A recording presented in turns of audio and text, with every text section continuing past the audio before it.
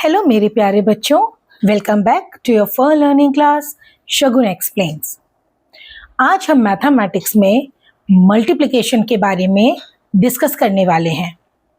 आज मैं आपको ये बताऊंगी कि हम मल्टीप्लिकेशन करते क्यों हैं, उसको करने के क्या क्या रूल्स होते हैं। आज इस क्लास में हम ये डिस्कस करने वाले हैं। तो मेरी आपसे रिक्वेस्ट है, आप मेरी आज की वीडियो पूरे अच्छे से ध्यान से देखिए और ध्यान से समझिए। तो चलिए आज की वीडियो स्टार्ट करते हैं।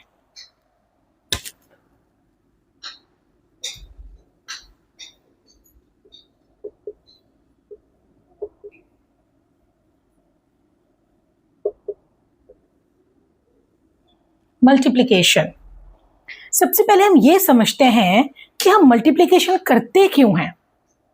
अभी जिन बच्चों की क्लास में मल्टीप्लिकेशन इंट्रोड्यूस होगा या हो गया होगा, अभी उनको सबको ये लग रहा होगा कि हमारी मैथ्स टफ हो गई है, मल्टीप्लिकेशन आ गया है, अब हम क्या करें, तो बहुत टफ हो गया है।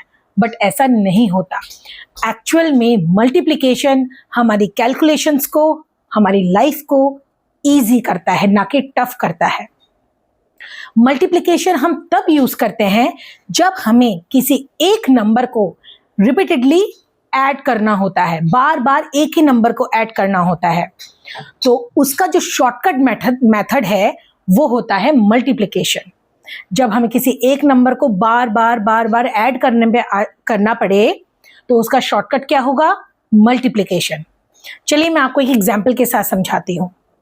सपोज आपको बोला जाए कि आपको 4 3 टाइम्स ऐड करना है, 4 को 3 बार ऐड करना है, तो आप कैसे करेंगे? 4 + 4 + 4, यही बोला गया है ना कि 4 को 3 बार ऐड करना है। तो इसका आंसर क्या आएगा? 4 + 4 8, 8 + 4 12। और 4 टाइम्स हमने 4 को 3 टाइम्स ऐड करने पर 12 आया। इसको हम इस तरीके से भी लिख सकते हैं कि 4 को हमने ऐड किया है 3 टाइम्स। मल्टीप्लिकेशन का ये साइन होता है, मल्टीप्लिकेशन का साइन होता है क्रॉस। इसका मतलब ये है कि हमने 4 को 3 टाइम्स ऐड किया है। तो 4 3 कितना होता है? 4 3 12। आई होप आपको टेबल्स बहुत अच्छे से लर्न हो गए होंगे, क्योंकि बिना टेबल लर्न किए आप मल्टीप्लिकेशन नहीं कर सकते। तो आप लोगों को टेबल लर्न होना बहुत ज़रूरी है। तो टेबल रिवाइज करिए, उसको लर्न करिए, तब जाके मल्टीप्लिकेशन आप कर पाएंगे। 4 3 कितना होता है? 12। तो सेम आंसर आ गया ना। ये तो है छोटी कैलकुलेशंस, ठीक है। ये अगर हमें इस तरीके से भी बोला जाए कि हमें 5 को 2 टाइम्स ऐड करना है, तो 5 + 5 को हमने 2 टाइम्स ऐड किया, हमारा आंसर आएगा 10। 5 + 5 = 10। और इसको हम ऐसे भी तो लिख सकते हैं कि हमने 5 को 2 टाइम्स ऐड किया है, 2 टाइम्स। 5 2 10। यही होता है मल्टीप्लिकेशन। मल्टीप्लिकेशन होता है एडिशन का शॉर्ट फॉर्म, शॉर्टकट। जब हमें एक ही नंबर को बार बार ऐड करना हो तो हम उसमें सिंपल क्या करते हैं? मल्टीप्लिकेशन लगाते हैं और हमारा आंसर बहुत जल्दी निकल जाता है। चलो ये तो छोटी कैलकुलेशन है, ये तो हम कर सकते हैं। अगर मैं आपको ये बोलूं कि आपको 148 ऐड करना है 70 टाइम्स, ऐड करना है 70 टाइम्स, तो क्या आप कर पाओगे? आप कैसे करोगे? 148 + 148 + 148 सो ऑन 70 टाइम्स लिखोगे आप, है ना। 2 दिन लगेंगे इसको करने में। तो इसीलिए हम इसमें क्या करते हैं? शॉर्टकट मेथड, हम इसमें मल्टीप्लिकेशन करते हैं। तो अब आप खुद बताइए, क्या मल्टीप्लिकेशन हमारी कैलकुलेशंस को टफ करता है? नहीं, मल्टीप्लिकेशन हमारी कैलकुलेशंस को और हमारी कैलकुलेशंस को इजी करता है और हमारा टाइम सेव करता है। तो मल्टीप्लिकेशन से डरने की जरूरत बिल्कुल भी नहीं है, मल्टीप्लिकेशन बहुत इजी होता है। ठीक है, तो चलिए अब मैं आपको ना एक दो रूल्स मल्टीप्लिकेशन के समझाती हूं। सबसे पहली चीज तो ये है कि जब भी हम किन्हीं दो नंबर्स को आपस में मल्टीप्लाई करते हैं, जो हमने टेबल्स फॉर्म किए थे, जो आप टेबल्स लर्न करते हैं, हम उसी में से एक एग्जांपल लेते हैं। जब हम किसी नंबर को, दो नंबर्स को आपस में मल्टीप्लाई करते हैं, तो जो उसका आंसर आता है ना, देखिए 2 3 जब हमने दो नंबर्स को आपस में मल्टीप्लाई किया तो इसका आंसर होगा 6। ये सब जानते हैं कि 2 3 6 होता है, 2 3 are 6। ठीक है, अब अगर हम इन दोनों की पोजीशन को इंटरचेंज कर दें, 3 2 कर दें, 3 2 क्या होता है, 3 2 भी 6 होता है।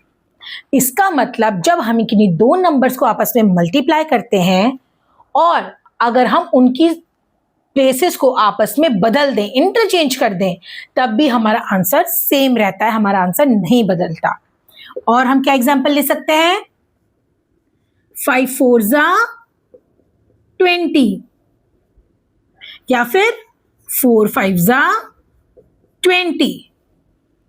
ये जो टेबल्स है ना, इसका वही मतलब है कि आपने 5 को 4 टाइम्स ऐड किया है तो आंसर आया 20, और आपने 4 को 5 टाइम्स ऐड किया है तो आंसर आया है 20। तो जब भी हम किन्हीं दो नंबर्स को आपस में मल्टीप्लाई करते हैं और बाद में अगर हम उनकी प्लेसेस भी इंटरचेंज कर दें तो आंसर सेम रहता है, आंसर नहीं बदलता। ठीक है, अब हम बात करेंगे 1 की।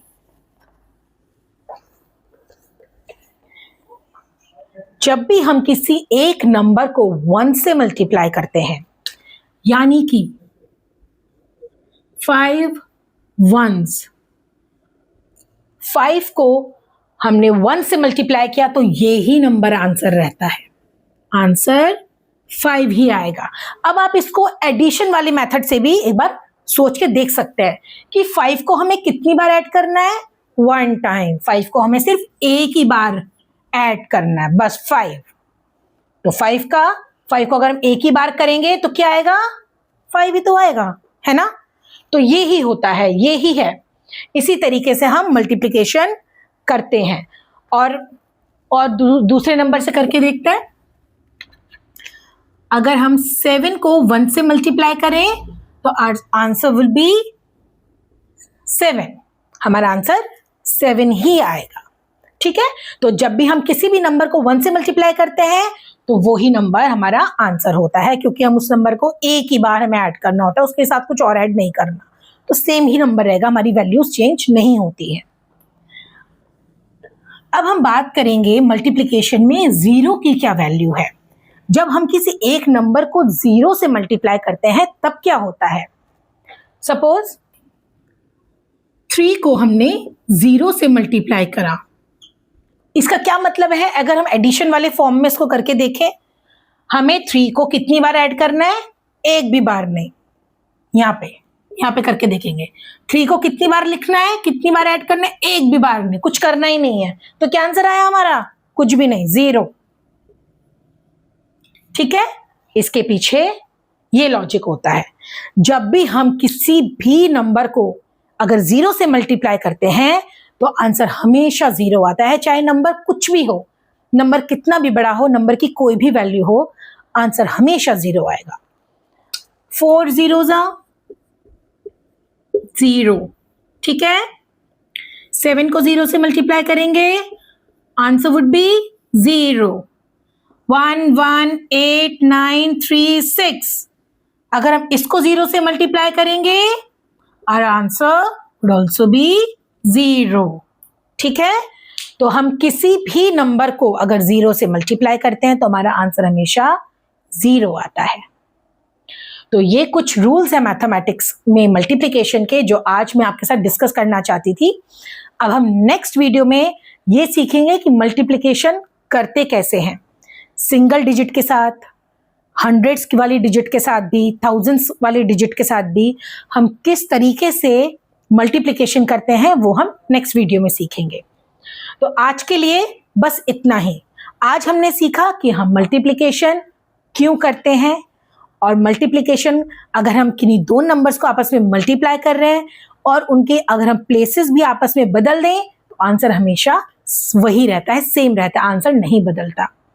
जब भी हम किसी भी नंबर को 1 से मल्टीप्लाई करते हैं तो आंसर वही नंबर आता है, ठीक है।